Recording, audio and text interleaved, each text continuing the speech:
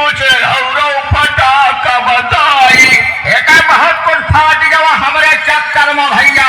हम है Purvanchal king DJ Rajan कटहरी बाजार। राजन कटहरी